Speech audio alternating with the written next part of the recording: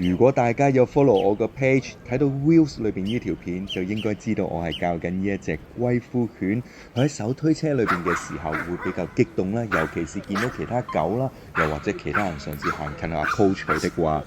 大家係咪好想知我用乜嘢方法去教呢隻貴婦犬呢？其實我會有好多唔同嘅方法去教呢隻狗狗或者個主人嘅，原因冇一個方法係一定係最 perfect。但係而家呢個方法呢，其實係普遍好多狗狗都有機會適合用嘅喎。原因我哋係用緊 food positive 去教佢。至於點樣做到，就係狗狗平靜嘅時候啦，我哋就會請佢食嘢啦。咁佢開始習慣之後，你就當然要去實踐啦。咁環境有其他狗喺度嘅，喺周邊嘅唔同環境，咁你見佢離遠距離佢都冇吠呢，你哋都可以請佢食嘢。所以先教人後教狗，如果主人唔明白就唔好夾硬教隻狗啦，揾專業人士去教你啦，例如我啦，哈哈！鍾意我嘅片記住 share 俾身邊嘅朋友啦。